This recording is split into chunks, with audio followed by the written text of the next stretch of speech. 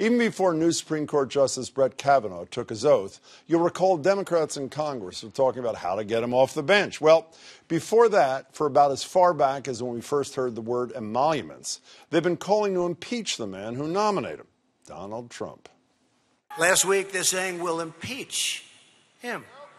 Impeach him for what? For what?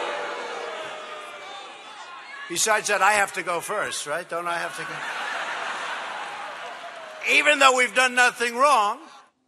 Well, some see the issue as a political liability for Democrats. Others see the prospect of removing Trump from the White House as a moral responsibility, including my next guest, a pair of constitutional attorneys who make the case in their new book, The Constitution Demands It, the case for the impeachment of Donald Trump. They recently joined me to discuss. Ron Fein is the legal director of the group Free Speech for People. It's nice to meet you. Thanks for being here. Ben Clements has been here before. He serves as the group's board chair and legal committee chair. Ben, good to see you. Good to see you, Jim. Most elected officials, including those who I'll call impeachment friendly, say things like, let's wait till we hear what Bob Mueller does, and then we can decide.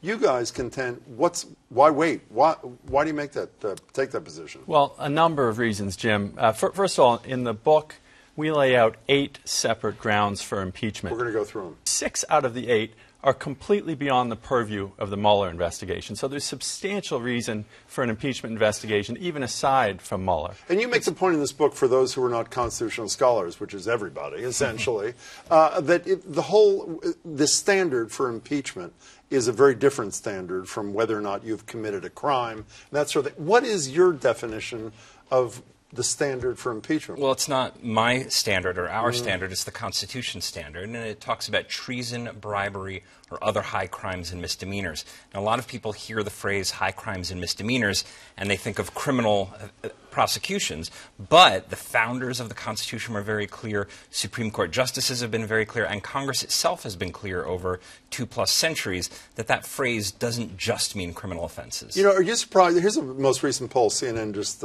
maybe a month ago. It's a virtual dead heat on the issue. 48 no, 47% yes. Not surprisingly, Republicans overwhelmingly no, Democrats overwhelmingly yes, and not surprisingly, dead heat amongst independents. It doesn't seem to me that in this contentious environment, I know you're arguing the law, not arguing political opinion, that people have the stomach for this. Do you think I'm wrong? Well, I would disagree with that, Jim. The 48% that are favoring impeachment is a huge percentage of the public, given a couple things.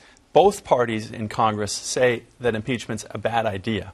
So they have been discouraged from thinking about impeachment. Those are very big numbers. They're numbers that Nixon never approached until Congress already approved articles of impeachment to be voted on. You mentioned that you have 8 grounds for impeachment. You have a chapter on each of these things. Let me just go quickly down the list. 1, accepting emoluments. Conspiring to solicit illegal foreign assistance. That's a Mueller thing. Obstructing justice, a Mueller thing. Directing law enforcement to prosecute adversaries. Abusing the pardon power. Advocating illegal violence and undermining equal protection. Reckless endangerment. Undermining freedom of the press. Let's go through a few of these things, okay?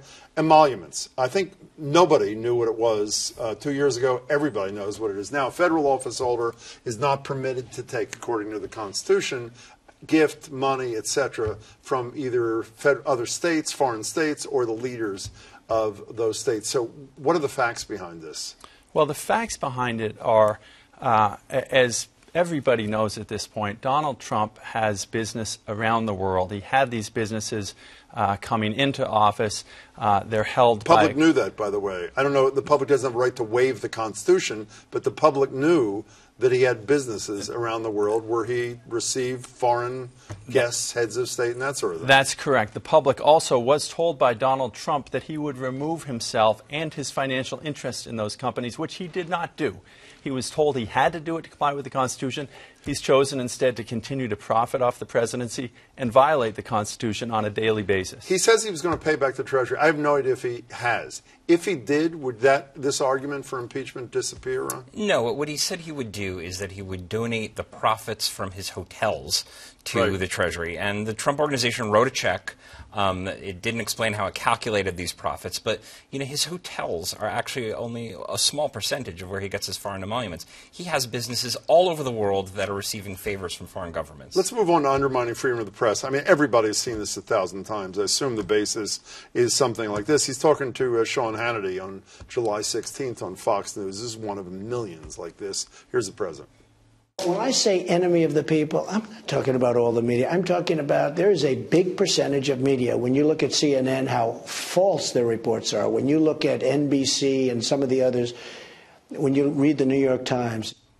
You know, I hate when he says this for a whole variety of reasons, but I don't know, as a layperson, if I consider this to be an impeachable offense. Virtually everybody who gets to that position can't stand the media. They just act it out in different ways. Why is this rise to an impeachment-level offense there, Ron? It's not only his rhetoric. It starts with his rhetoric, but he's also tried to use the levers of government to punish the critical press, going against Washington Post by trying to raise shipping rates on Amazon, trying to block mergers of media companies for critical coverage. And the second thing is that we've seen in other countries that have slipped from democracy into autocracy, like Venezuela, like Turkey, like Russia, how strongman leaders have ways of crushing the media without direct censorship. And that's what we're starting to see. Yeah, but speaking of strong leaders, I had James Risen on my radio show from the New York Times at the time a couple of years ago to tell a story about how a different president, Barack Obama, was trying to put him in jail unless he released a source. And the quote from James Risen about Barack Obama was,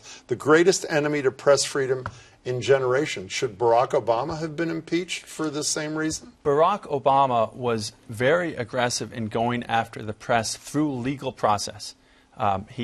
His administration brought more actions than many of the predecessors in terms of going after sources and leaks. It's through a legal process. It's completely different than what Ron's just described. Let's do one more if we can for a second. This whole going after, directing law enforcement, a prosecutor go after political adversaries. Again, one of many. This is during a Fox News debate. Obviously, he's talking to Hillary Clinton. This is from 2016. I am going to instruct my Attorney General to get a special prosecutor to look into your situation, because there has never been so many lies, so much deception. There has never been anything like it. Now, that is a candidate. He can say whatever. That's not your concern, right? He obviously has repeated comparable things. He's upset with Jeff Sessions because he's not gone after Clinton or the emails, etc. It's his presidential behavior, not his campaign behavior, yes? That's correct. And it's, as you say, not limited to Hillary Clinton. Anyone who disagrees with the president, anyone who threatens his lawlessness becomes a target of this sort of thing. And there is clear precedent for this. This was one of the grounds for impeachment that led Richard Nixon to resign. You mentioned at the beginning that one of the reasons you found the 47 or 48%, the dead heat, but that very high 40 number in favor of impeachment, surprisingly high or positively high from your perspective, is because both parties have been urging that this not be the course. Here is the current Democratic leader, possibly the Speaker of the House if the Democrats take over. Here's Nancy Pelosi on that very topic. Let's take it one day at a time. We're not about impeachment. We should not, be reluctant to impeach if there's a case to be made. So it's not about politics. It's about the facts and the law.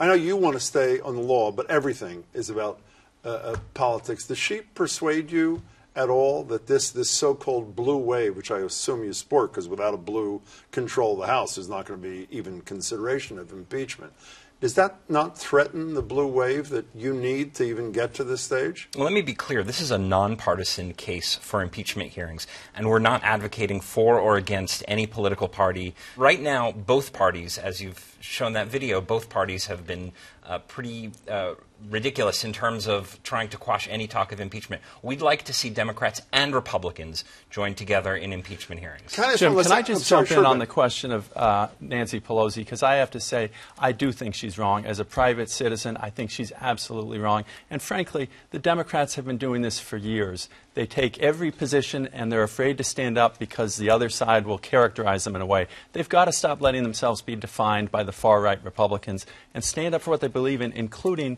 holding a corrupt and lawless president accountable. Speaking of corrupt and lawless, we only have a minute left. I didn't know until this afternoon that you guys in your organization are circulating a petition that has more than 100,000 signatures for impeachment proceedings to be initiated against Associate Justice Kavanaugh. Is that not correct? That's correct. And quickly, what are the grounds there from your perspective? The grounds are that through these hearings and other public information that's come out, it's become clear that he lied repeatedly, not just in these most recent confirmation hearings, but over the course of his prior 2 confirmation hearings to become a federal judge, about information that he had and used as a Department of Justice official, or a Bush administration official, rather, in the course of confirmation hearings, as well as the sexual assault allegations that clearly were not adequately investigated. Fair enough. Ron, good to see you. Thanks for your work. Great to see you. Appreciate it. Ben, good to see you. Good to see you, Thanks, Jim. gentlemen. Thank you. The book, again, is The Constitution Demands It, the case for the impeachment of Donald Trump.